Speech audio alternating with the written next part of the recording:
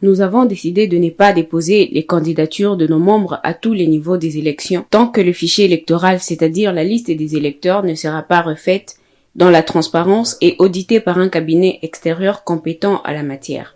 A menacé le lundi 19 juin, Martin Fayulu, président de l'ECID et candidat déclaré à la présidentielle du 20 décembre prochain en RDC.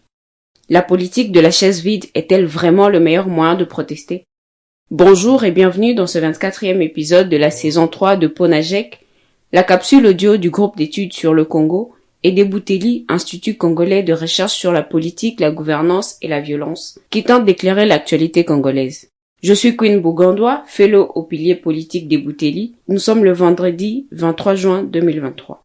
Martin Fayulu menace de se retirer du processus électoral. Cette décision intervient 6 jours seulement avant le début, c'est 26 juin, de la réception des candidatures pour la députation nationale. Après avoir dénoncé depuis plusieurs mois, sans être entendu, avec l'opposition et une partie de la société civile, les différents problèmes de transparence dans le processus électoral en cours, le président de l'ECID tente ici un dernier coup de pression pour obliger la Commission électorale nationale indépendante à rectifier le tir. Si la CENI ne recule pas, Fayulu peut-il mettre sa menace à exécution?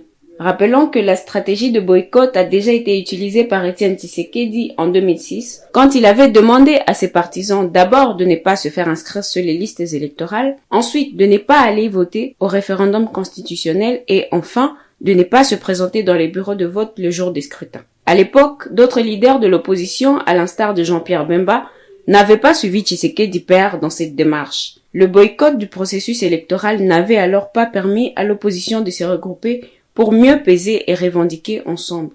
L'histoire risque de se répéter aujourd'hui. D'autant que la démarche qu'entreprend Martin Fayulu crée déjà une première scission avec les 3 autres leaders de l'opposition, Moïse Katumbi, Matata Ponyo et Deli Sesanga. Même si elle se rapproche de celle de l'ancien président Joseph Kabila, dont la formation politique se dit pas concernée par le processus électoral en cours.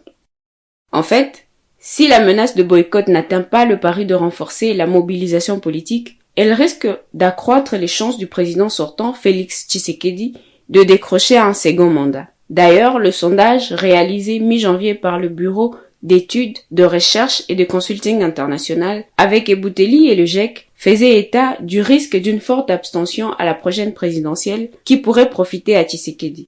Comme on le voit, le boycott est certes une stratégie politique légitime pour protester contre un processus électoral jugé mal engagé. Il n'en demeure pas moins un pari risqué. Il exposerait ses défenseurs à une perte d'influence politique. Au sein du camp Fayulu, par exemple, certains députés et cadres demandent déjà à leurs champions de revenir sur sa décision, craignant de ne pas conserver leur siège au Parlement ou de ne pas pouvoir en gagner d'autres. Autre conséquence, s'il se retire du processus électoral, Martin Fayulu perdra toute légitimité et toute légalité pour contester plus tard les élections.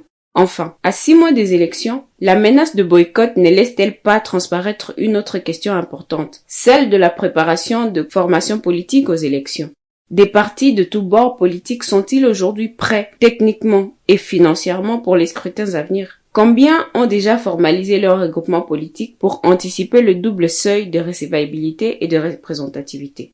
En attendant d'en savoir plus, recevez Ponajek chaque vendredi sur votre téléphone en rejoignant notre fil WhatsApp et en envoyant GEC, G-E-C ou Ebouteli au +243 89 41 10 542. À très vite.